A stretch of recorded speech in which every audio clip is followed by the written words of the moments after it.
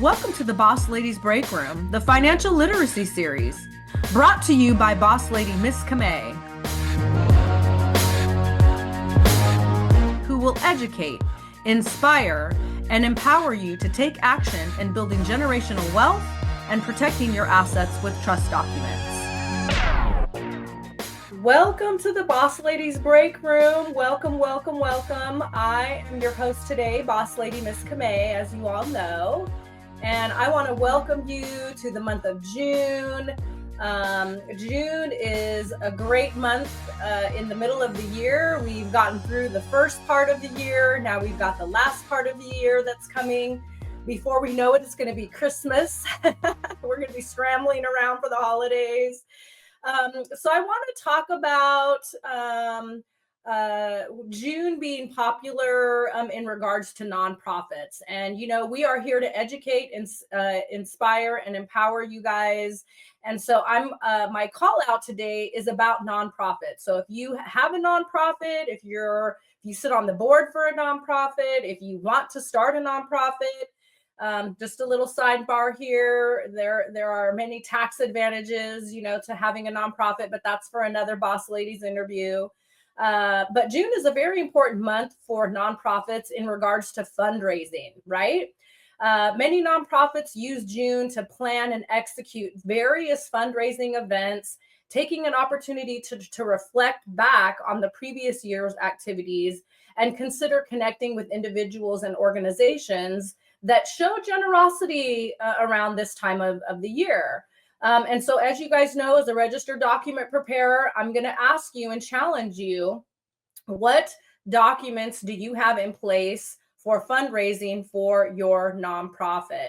If you want to have a conversation about it, if you're not really sure, but if you know you want to really start aggressively fundraising for your nonprofit, go to my website, misscamayinternational.com, click book online and schedule a consultation with me, and let's chat. Let's discuss your nonprofit needs.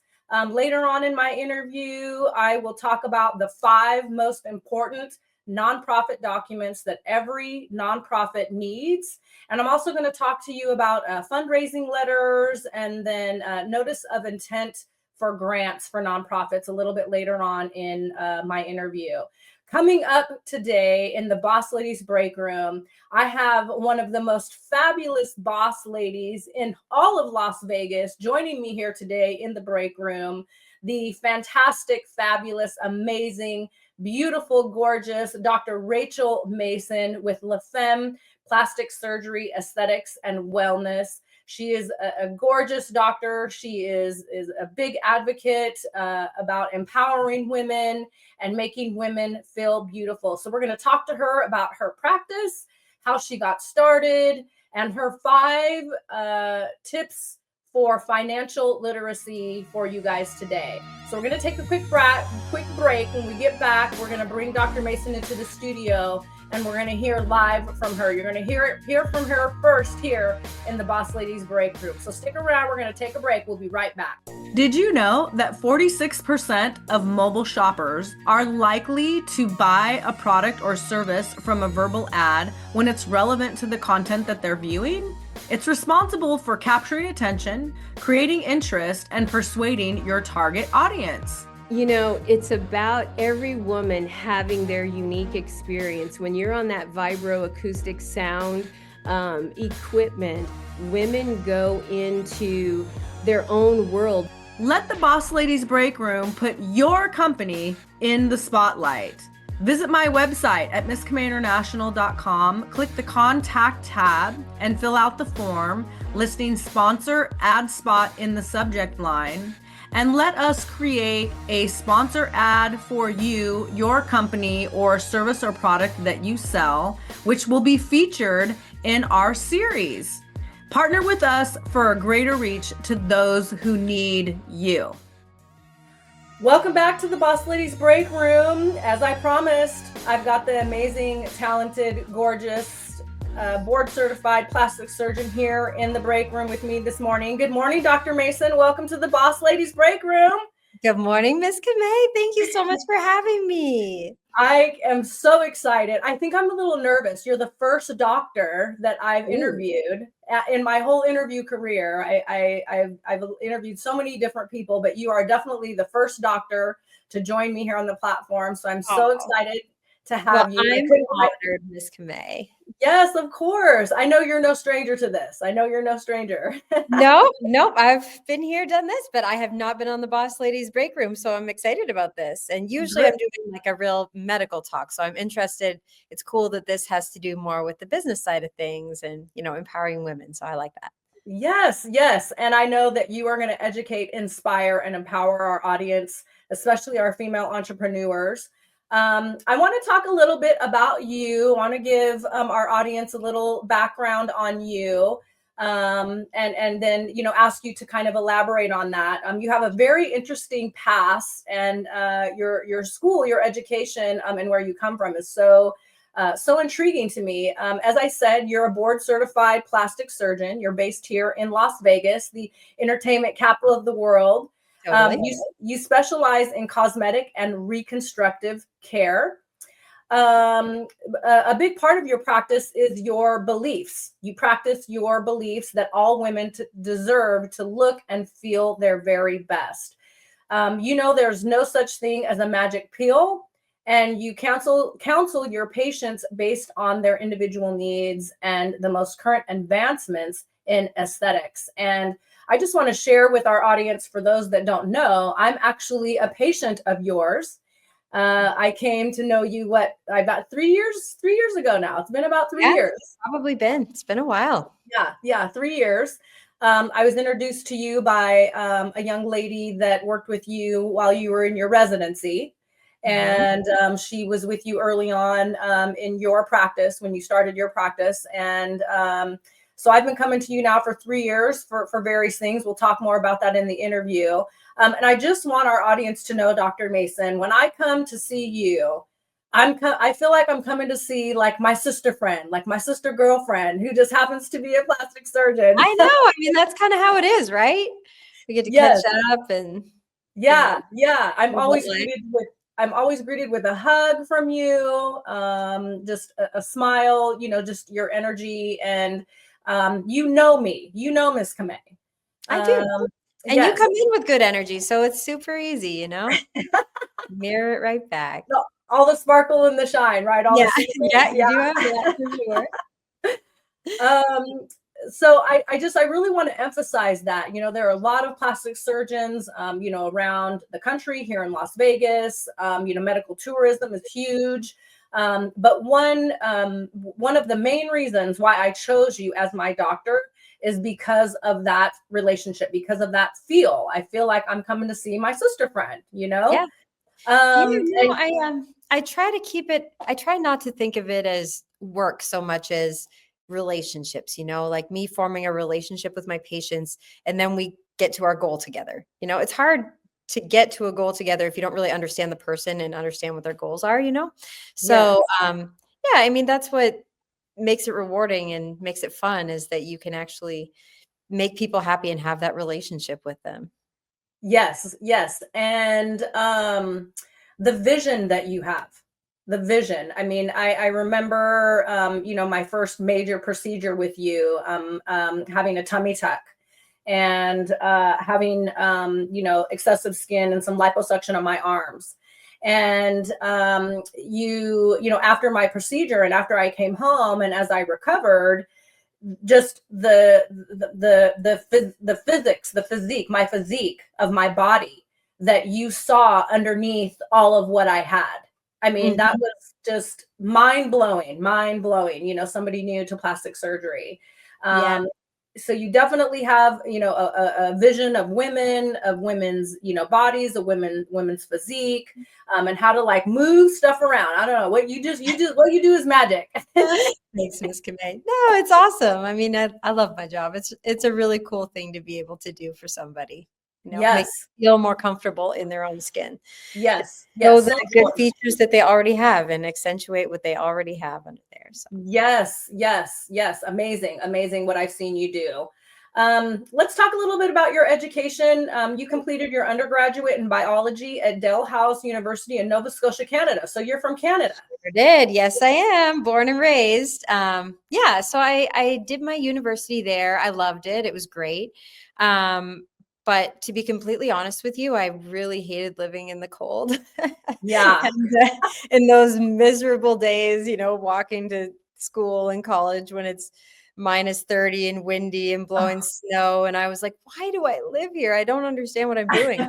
So I took the opportunity. I applied to some med schools in the US, and that's where I got in. And where I actually went was Eastern Virginia Medical School. And I was like, oh, it's by Virginia Beach. That sounds amazing. So anyways, so that's where I went, which was great. And then, or go ahead. Sorry. No, keep going. Keep going. Okay. Elaborate. Well, Yeah, I was going to read it all out for you, but yeah, go ahead. You went from oh, sure. Yeah. to So I decided I had always wanted to be a surgeon, and when I finally got to my surgical rotations, I was, this is 100% for me. But the only problem with other kinds of surgeries, it's kind of depressing, to be honest. Nobody's really excited about coming in and getting a colostomy.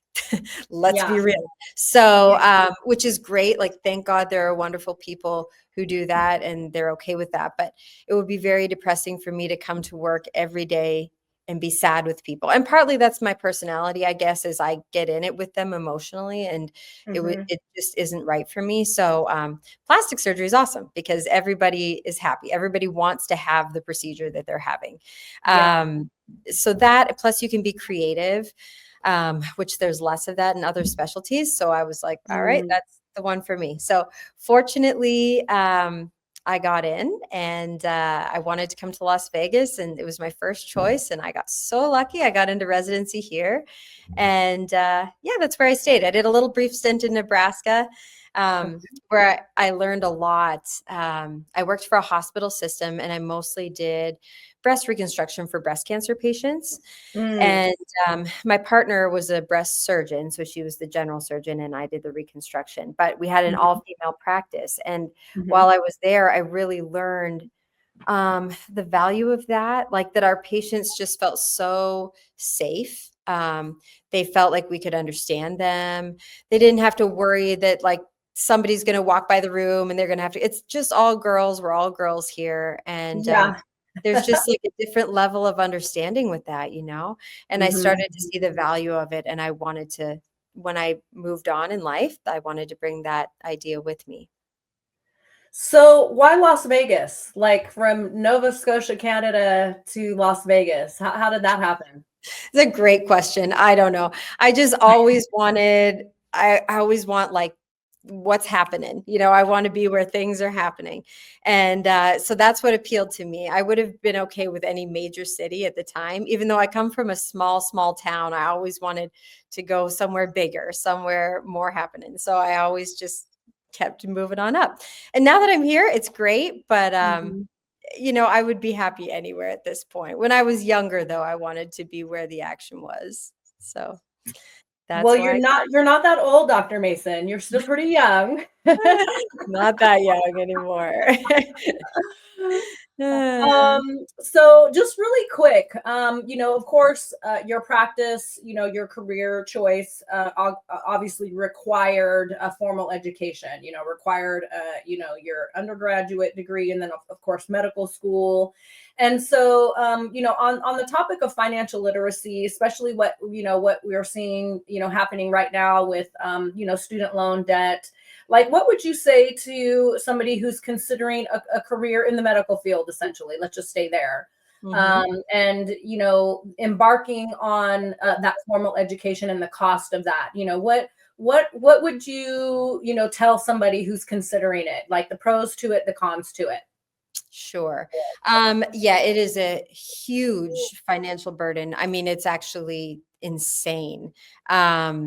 I don't know if I should say this, but when I came out, I had $400,000 in debt. I mean, that is massive, right? Yeah. And more than a lawyer, more than an attorney. Oh, it's crazy because it's so many levels. And because when you graduate medical school, it's not like you can start getting paid like a doctor, you have to do your residency, which for me Mhm. is 6 years. And so you're Mhm. making like minimum wage ish. So it's not like you Mhm. can pay off your loans at all during that time, and it all compounds. So anyways, it is a massive financial burden that you really only should take on if you are 100% sure. I mean, for me personally, there's just nothing else that I wanted. Like I wanted it so bad. I can't even, it was like my driving focus, there's nothing Mhm. else that I could have done. I would have never been happy doing anything else. And I think if that's the case, well, no one's going to stop you anyways. That's just what you're going to do. Sure. Money is no object. You don't care. Yeah, But if you're yeah. kind of on the fence, it's a lot. And, especially if you go into a specialty that doesn't pay as highly as another one. I mean, you've got the same debt as somebody who's making more money. So it can, I have friends who it's been a real burden on them. Yeah. Um, so it's just got to be something you're ready for, that And you you gotta want budget it, you really gotta bad. budget it out, right? Budget it out. And you kind of can't, like, because you don't have any money going into it. So it has to all be debt unless you're very fortunate and you have family money. But otherwise, it's just something you have to be willing to take on. Okay, got it. But it's manageable, right? It's manageable. It's been In the manageable long for run, you. it's you go into it knowing that you will be able to pay it off, right? Like it's not like you're just like a hope and a prayer that maybe you'll land a good job. You know that it's a safe choice. And actually, doctors tend to be fairly risk averse people. So you're putting all this money in, but I will get that paycheck eventually and I will be able to pay it off.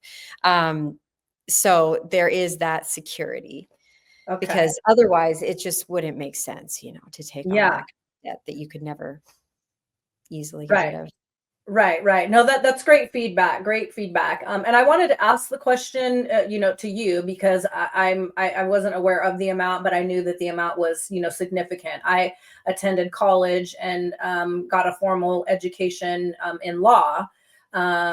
And I thought my student loan debt was a lot, but it's like nothing compared to yours. Nothing compared. Out of state med school is not cheap. Yeah, yeah. So yeah. But here you are, years into it, and you're able to manage it just as I've been able, to do that. Sure. So Yeah. yeah, great education there. I want to kind of switch topics a little bit because I really want to focus on the entrepreneurial aspect of you and your practice, and how your practice has grown and how you have expanded and evolved your practice, and kind of the reasons why you chose that route. So 3 years ago, when I met you, you were operating in your office, and you were Perspectives Plastic Surgery at that time. And your practice has since grown and evolved.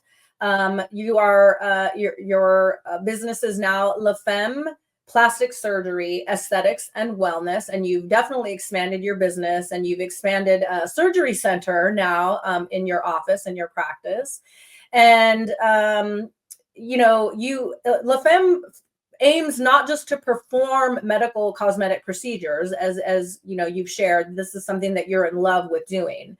So you're not only there to perform the procedures, but you're also educating women, and you offer a no pressure philosophy that serves as the backbone of your belief that all women deserve to look as beautiful as they feel.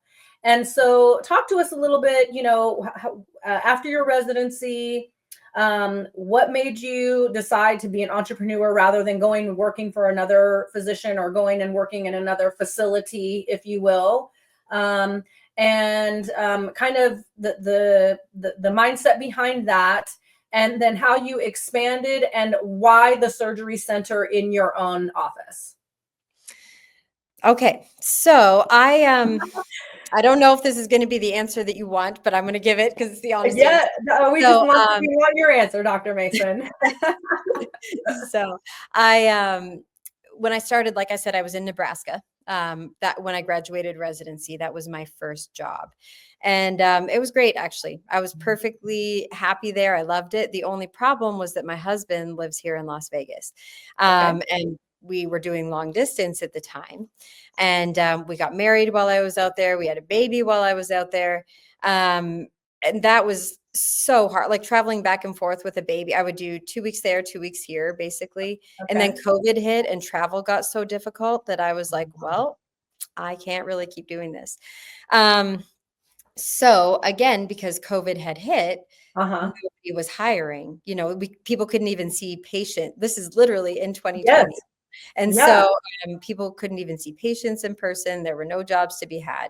So my choice was either to give up on plastic surgery forever, because you can't take a break, right? You can't take 5 years off or something, raise your kids, Mhm. and then get back to it. Like, you can't just stop doing surgery.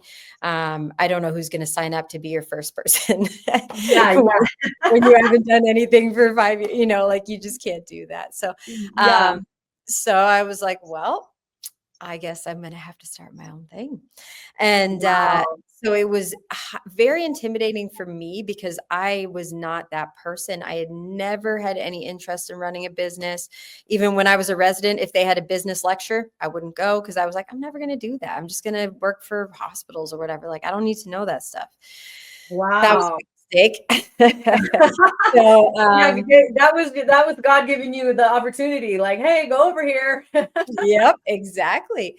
And Wow. so I initially was going to hire a consultant to help me do the whole thing. But the consultant, they actually just like wouldn't respond to me. And I was like, well, I need to do this now. So I'm just going to do it myself. The only thing I did get from them was a checklist that they gave me in their like initial, discovery call or whatever. It was a checklist of what they do when they open their practice for you. And I was like, well, I'm Mhm. just going to do that. So I took that, and I also did the Las Vegas Women Business Chamber, I think it is. Okay. Yeah, They we have have several chambers, but yeah, Okay, well, it's a chamber. women business one, and they have an online course that you can do to become an entrepreneur and start your own business. And granted, it is pretty basic, but it does walk you through the steps, like making a business plan, evaluating your market, how to do your books. Like, it's basic, but it walks you through it, and it gives you at least some confidence. Like, okay, these are the things I need to think about. And so I walked through that process with that course, Mhm. and yeah, that's kind of how I got going.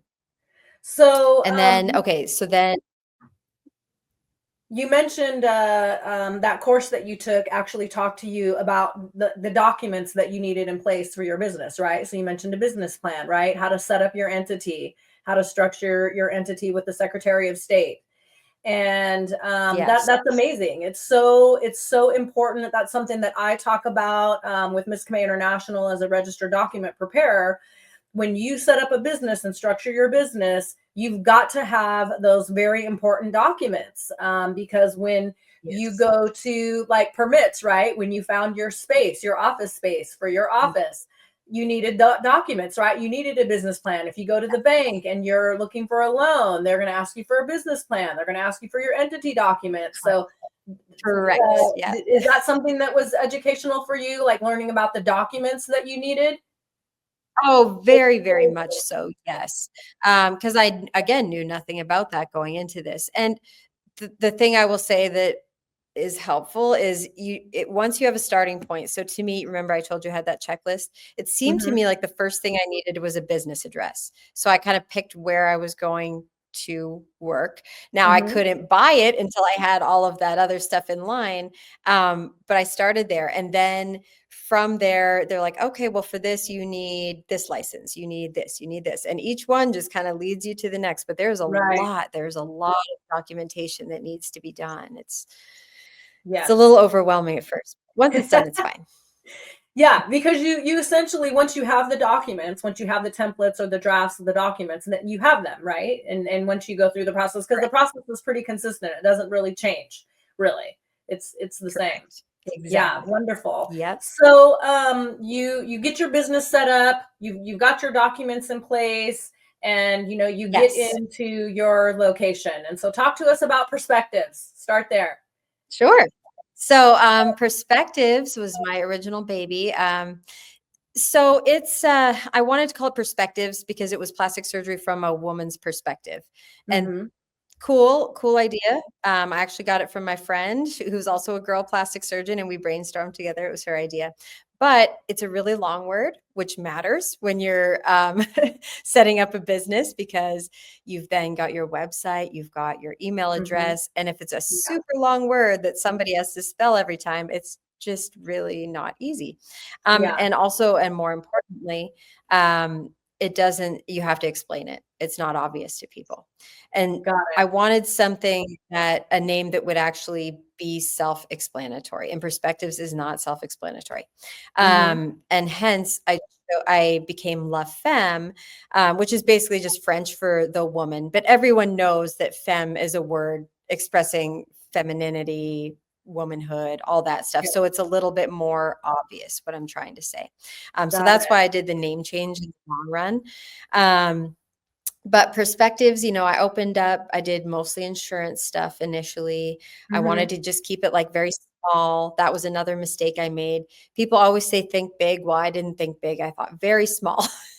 I wanted Wow. it to just be like manageable, little, just enough for me. And Uh-huh. then you start growing, and suddenly you don't have space, and you can't do all the things that you suddenly need to do. So had I Mm. were I to do it all over again, I would have started with a bigger space, with the understanding that I am going to fill it. Yeah.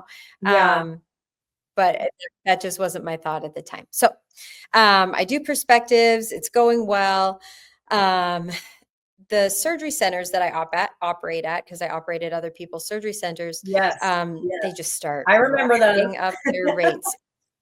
Yeah. Yes. And it Yes. gets to the point that it's, not even really financially feasible to tell people like, hey, this is what the facility is going to cost you. It's just Right. crazy. Right. And I kind of looked at my space, and I was like, I can do this. I can fit a surgery room in here. And then for that, I did need a consultant. So of course the consultant and the architect are like, no, you can't. It's too small. And I was like, yes, I can. So You're like, don't tell we, me with no. a lot of argument, yeah, don't tell me no. Watch, Yeah. we're gonna make it work. So we made it work. And yeah, so then I built my own surgery center in basically the back half of my original office. Mhm. And Mhm. it's awesome, because now I can Yes. not only control cost, but control the whole patient experience. Like, nobody Yes. can tell me like, oh, these medications are too expensive, or like, oh, we have a terrible nurse today, or whatever. Like, Yeah. suddenly the staff, I'm in control of that. I'm in control of equipment and everything. So I can provide the best possible experience for the patient, which is awesome. I Yes. love that. Yeah. Now, right around the time that finished, another building in my same community came up for sale, and it was Uh-huh. beautiful. So we ended up shifting our clinic-based stuff into that area, and then we just do surgery in the other area.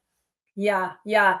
Um, I remember my first procedure with you and the surgery center.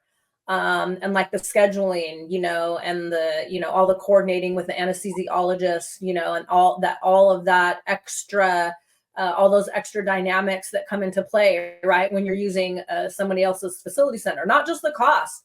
And the cost, Yeah, is thousands of dollars, thousands and thousands of dollars for those surgery centers. right. And I Yes. remember there was like a scheduling conflict or an issue at that surgery center. And so we had to like bump my surgery like a couple days. And so that's Happens what all the we, time. Yeah. yeah, yeah. And so that's, and I know that wasn't the first time, that happened with, you and one of your patients. So, was that, I don't want to say the driving force, but one of the driving forces, like you just said, you were able to now control the narrative, right? You're able to control the space and who's coming in, and the staff and the nurse and the anesthesiologist. Like you're able to manage and structure that better now. Oh yeah, Well, exactly. It's amazing. Like, whatever, as long as I can get an anesthesiologist when I need one. Other than that, I'm in control of the schedule now. And so if somebody needs something, I can get them in and I can do it. It's really nice, and it's also nice that if somebody has a complication, which, knock on wood, hasn't actually happened yeah. yet, but if somebody does, at least I have a place that I can take them and do surgery, and not have to be like, oh no, surgery center's closed, we have to go to a Or have hospital. to So schedule. it's Yeah. just correct. It's just peace of mind for me. So Yeah, yeah. But at least not an emergency that's like a real medical emergency, right? I mean, and then I also do want to share, and not that everybody's going to get this kind of treatment because not everybody's Miss Camay, but I remember during my first procedure being able to call after hours. I can't remember what my concern was. I think it was like the medication or maybe something that I was doing, but I had a concern and I didn't really know what to do or how to handle it. And I remember calling the office number and you answering the phone. I think it was like 7 or 8 o'clock at night, and you actually answered the phone. And yeah. you were there. And I again haven't gone to any other plastic surgeon, but I've had other doctors, for other various things throughout my life. And never have I ever been able to get a hold of my doctor like that. And I know your structure and things have changed, Yeah. a little bit differently because you've grown and you're bigger now and you have Yeah, more no, patients. But you still I that still do personal, that. I yeah, do. that personal attention, your special time, your special attention is something that's just in you. That's not something that is written down in a policy for La Femme. That's Dr. Mason. That's how you are. Well, thank you. That's sweet. But I will say, I think a lot of doctors don't do it because they think, or maybe their patients do abuse that. But my patients are so wonderful, truly. Like they're also considerate. It goes both ways. Mhm. And so if they call me, they usually actually have something they really need. Like I don't get a lot of silly calls, honestly. Yeah. Um, there's something that they're really worried about, and I'm happy to answer that for them, or help Yeah. fix the problem. So Yeah. so I can say that it's honestly because I think either just my patients are naturally awesome, or the relationship that we have, they don't abuse that. Yeah. So Yeah. it's not a problem for Yeah, me. the appreciation, and the value that's there, knowing that, hey, if there's something happening, I can call Dr. Mason and she's gonna reassure me. And then, like you said, being able to say, hey, can you come into the office tomorrow morning? Meet me there, at 8 o'clock. You have, the ability to do that. So just those special little opportunities of being a patient of yours. And maybe opportunity isn't the right word, but in your care, to be in your care. Like 24/7, if something happens with one of your patients, they're going to be able to call your office, they're going to be able to get in touch with you. And it's not going to be the next day or 2 days later. Uh, Yeah, right. No, no, no. Yeah, so yeah, without exactly. without violating anybody's privacy, I have a very, very good friend of mine, Miss Jennifer Trusty. Shout out to Jenny Trusty. She is who introduced me to this fantastic world of plastics and Botox and filler and this whole world that I knew nothing about. I know that she has spent some time with you and is the the aesthetics just amazing. So my experience of you that I've had with you, I've also heard from my friends who are patients of yours as well. So the treatment, the services, the procedures, the aftercare, consistent over the board. So I really want our audience to really know that if they are considering plastics at the at La Femme, you guys do fillers, Botox, facials, like you just expanded. Talk to us about now that you've expanded into La Femme, and you have your surgery center and then your other location. What are all of the things, all of the services essentially that you and your staff can provide? Sure. Well, having more space and being able to expand is a really big deal. So I have an esthetician, and she does a lot of the facials. She does brows, microblading. She does a lot of the lasers as well. She's really good at lasers. Mm-hmm. Then I have a nurse injector. Two of them actually. One of them is a nurse practitioner. One of them is an RN. The RN focuses mostly on like Botox and fillers. She does some lasers as well, Mm-hmm. microneedling. They kind of all do that. And then my nurse practitioner, She's a very experienced injector. She's excellent. And she also does hormone management, which I have also started doing. So I have been running that program, but she has a lot of experience with that as well. And so now she's going to be taking over a lot of that hormone thing. And now that she's a since she's a nurse practitioner, she is actually capable of, doing prescriptions and stuff on her own. So I technically oversee everything, but Right. she has a lot more autonomy. So let's elaborate on that a little bit. A lot of my audience are women well into their 40s.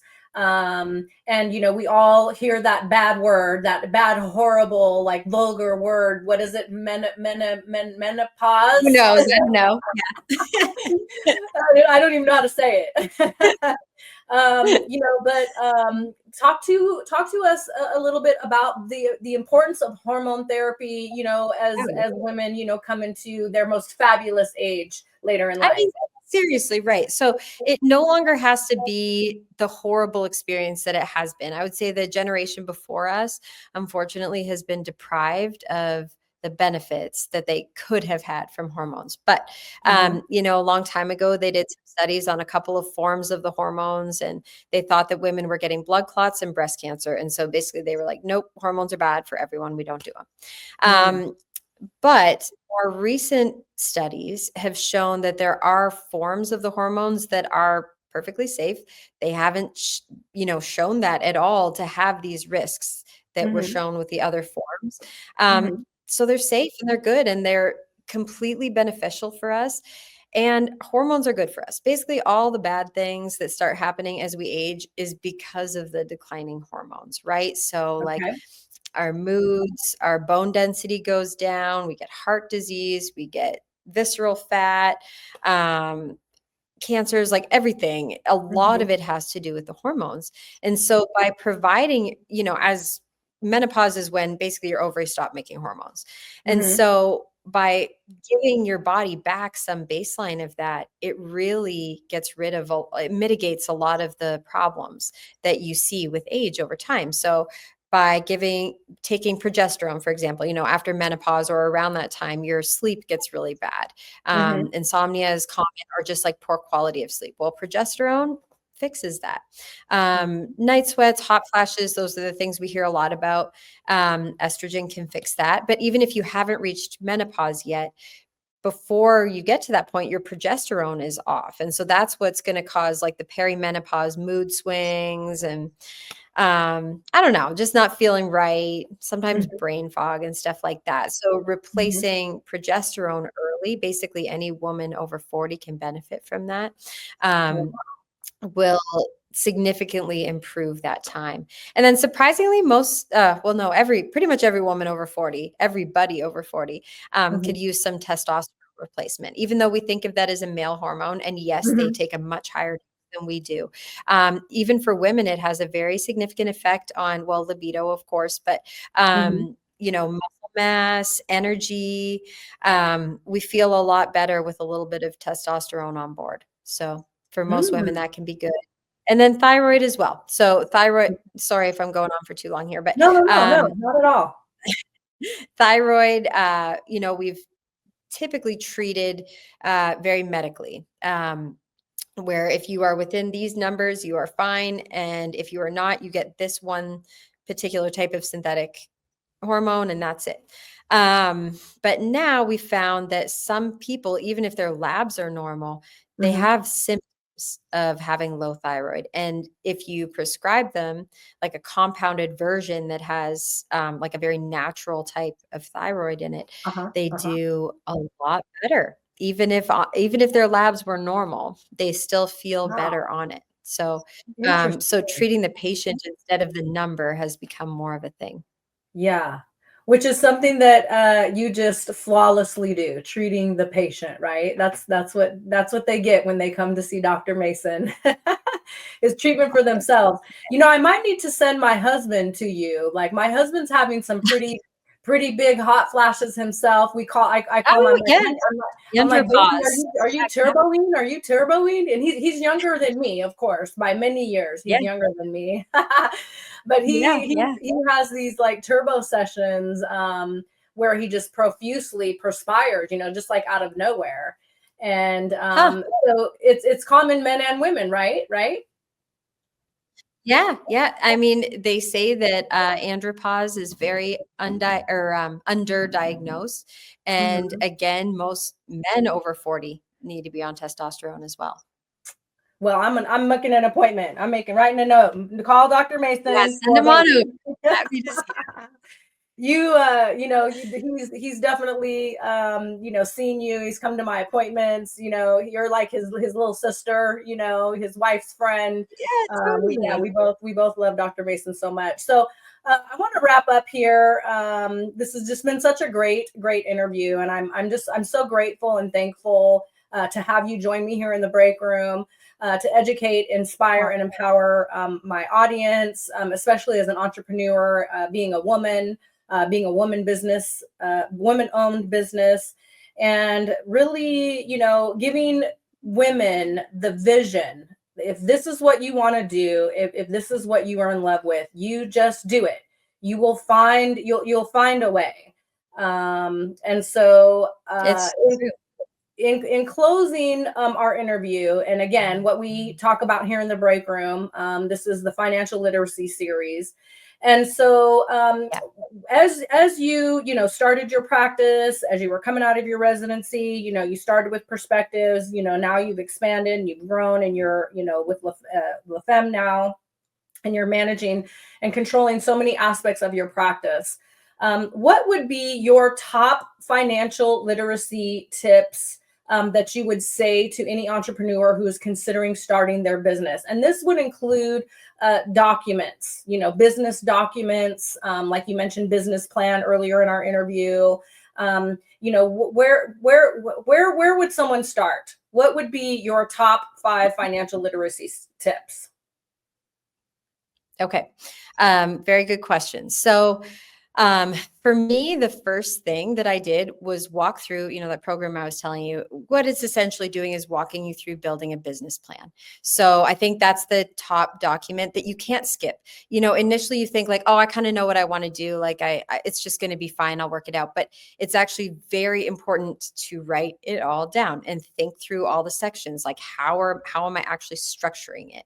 Mhm. You know, those kind of things. Like you need to have a real plan. You can't fly by the seat of your pants, make a bunch of mistakes, go back, try to fix them. Like you want Yeah. to set everything out well initially. And so plan. And the first plan is the business plan. Mhm. Um, so that's the first thing. Then with that, you're probably going to have to apply for a loan, most likely, depending on what you do for Mhm. either if you need a space or if you need working capital or whatever.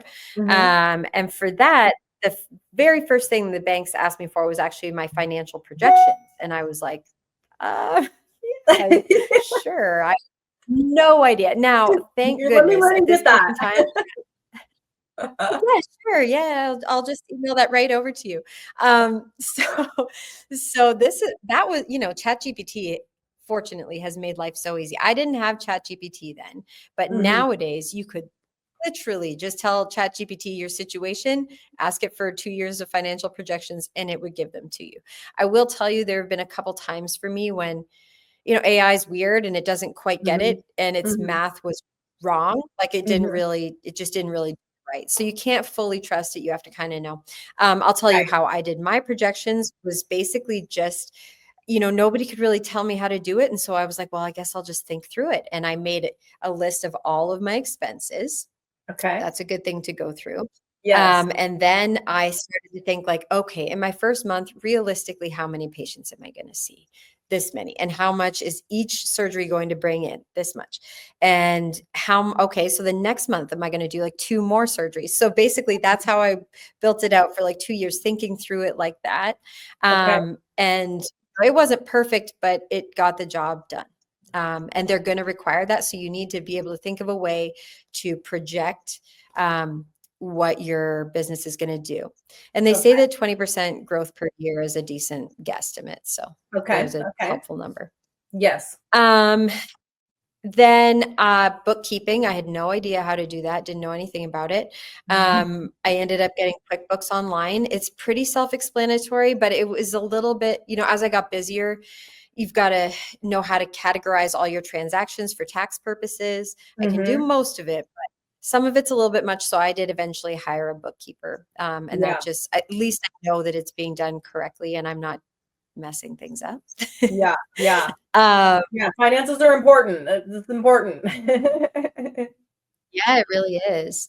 As far as then just I think that's about three things. Then a couple more things. Debt in general. I'm a very anti-debt person, but Yes. with a business, it's kind of necessary. And so you can't think of it as like, oh, I'm only going to do like what I have the money to do. I mean, I guess you could do that, but with a business, try to think of it as separate from yourself and kind of like you've mentioned, you want it to be you want like maybe your personal stuff to be in trust and your business to be a separate thing so Yeah. that yes, it is a risk, having a business is a risk, but you don't want to put like your house on the line and stuff like that. Right. You know what I mean? Right. Right. So as long as Yeah. you structure things properly, debt is a good thing because it's going to allow you to build the business that you need to and not cut corners and actually give you Mm. a higher chance of success. So say that again. Repeat Um, that. Debt is a good thing. Debt is a good thing because it allows you to build what you need to build and gives you a higher chance of success to get the revenue back in, pay off your debt, and then pay yourself. But if you start off too cheaply, you're gonna struggle to grow the way you need to or to be Mm. successful. So And then your last and then final financial literacy tip. That's so great. That's just so great because I think a lot of especially small business owners, us, we were Mhm. afraid of debt, and we, Totally. and that can be like an upper limiting mindset and behavior that would limit our Totally. Well, business. Yeah. yeah, you won't think big, you think small because you're trying to stay within your tiny little personal budget, but you kind of have to think big. You just kind of do, or Yeah. you're not going to get big. So, and then it's a very practical small point, but for example, when I have to buy equipment, I typically will finance it. Hmm. And Hmm. so like you've got to negotiate. So go through multiple different people, be like, nope, I got this rate from this person. I got this rate from this person. If you can't beat it, I'm not going. They will beat each other. It's amazing. And also try to see if you can get a loan with no prepayment penalty. That's the other thing that I typically ask for so that when you can pay it off, you can just pay it off. Such great financial literacy tips from you, Dr. Mason. That's so amazing. So Thank when are you going to you. start teaching? When are you going to, well, it's going to be, I don't know, maybe, 15, 20 years from now, you'll stop, standing at the OR and you'll start teaching this class and teaching these courses. Maybe. I don't know. Maybe. Think big, right? We're thinking big, Yeah. global, right? Right. Yeah, Well, that's the plan. All right, cool. Well, I mean, I think your testimony, regarding how you started and, you kind of started in this small place and then, you weren't really thinking big in the beginning. And maybe that was smart, not necessarily like the wrong thing to do because I think as small business owners, we don't want to, put the cart before the horse, right? We don't want to get out ahead of ourselves. But at the same time, we need to expand our mind, we need to expand our mentality and operate today in a place of where we want to really be, right? Because if we operate in the space that we're in, our growth, our blessings, the abundance, we potentially may block that if we aren't, thinking bigger and thinking beyond where we're at, right? Is that fair? Correct. Yes, I fully agree with that. You always want to, I believe it was Steve Jobs who said, like, when I was a tiny business, I ran it the way I wanted it to run as a giant business. And Yeah. yeah, I Yeah. think just Keyword keeping there. that mindset. Yeah. Yeah. So, anybody who wants to meet the amazing, fantastic Dr. Mason, anybody that wants to schedule a consultation, anybody that is interested in any plastic surgery, reconstructive surgery. I know just from being your patient that you do a lot of breast reductions. That's a big part of your business, which is a blessing to so many women. We've talked in the past also about labiaplasties. That's something that many women are challenged with, essentially, and no one's really talking about it because of what it is. But that has made an amazing difference for women. Myself, as one, I'm a patient of yours for that, and just the difference that Likewise, it made. my friend. Yeah, it's amazing. It's the best. I will say that that's growing. There's less taboo around that right now. We've actually started doing a lot of them. So amazing. Game changer. Game totally, changer. Right? Yeah, and that's just not in your head anymore. Exactly. It's awesome. Yeah. So, anybody that's thinking about plastic surgery, reconstructive surgery, breast reduction, breast implants, tummy tucks, mommy makeovers, and then also the aesthetic side of it and the wellness side of it, your hormone testing, your Botox, your fillers, your facials, the microneedling, the lasers. So all of these things to really, enhance their natural beauty, enhance their confidence. So how can people schedule a consultation? How can they connect with you? How can they come see Dr. Mason? All right. So to actually call us, our phone number is 702-359-5462. Don't give us your cell phone number, Dr. Mason. Don't put that out here. You can call me. Then our website is www.lafemme, LAFEMMEPS for plastic surgery.com. And on there, you can actually schedule an appointment online. You can find our phone number. You can see our before and afters, do all of that stuff. So happy to see you anytime. And check us out. Wonderful. Thank you so much for that, Dr. Mason. Again, for anybody who is interested in scheduling a consultation with the most fantastic, fabulous plastic surgeon in the whole Valley of Las Vegas, my opinion, her website is lafemme.com, and that's spelled Lafemme PS, excuse me. Yes. LAFEMMEPS.com. Their phone number is there on the website, and you can message them and schedule a consultation to get right in with Dr. Mason at any time. Thank you so much, Dr. Mason, for your interview today. Thank you so much for having me today. Yes. It's been a real pleasure. Well, I thank you for making time out of your busy day. And I thank, your patients for being gracious with you today and giving you some time off this morning to come and join us in the break room. No, it worked out really well. Thank you. And thank you for everything that you do. This is a really awesome thing to do for women. So I'm really happy to be here and help in any way that I can. So. Thank you. Thank you so much, Dr. Mason. And again, for those of you that are watching, I'm a registered document preparer. I prepare business documents. These business documents that Dr. Mason has talked about that she needed to start her business, I can help you. I can prepare these documents for you. Once you have the document, you have it. It is not a document that you need to, have prepared over and over and over again.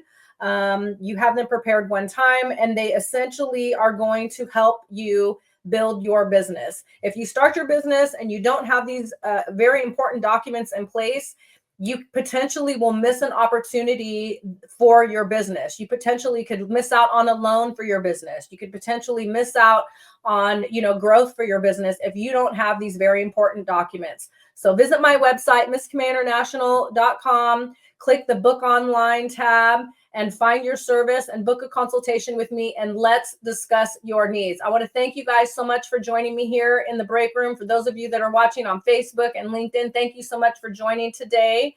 Every first Wednesday of every month, right here on YouTube at 2 p.m., you will find me, Boss Lady Miss Camay, here in the break room with a fabulous Boss Lady guest of mine. I hope you guys have a wonderful, wonderful day. Thank you so much. Again, thank you, Dr. Mason. Thank you for your time today. Thanks for joining me in the Boss Ladies Break Room for the Financial Literacy Series. Remember, subscribe to my YouTube channel at Miss Camay International and join me the first Wednesday of every month at 2 p.m. right here in the Break Room.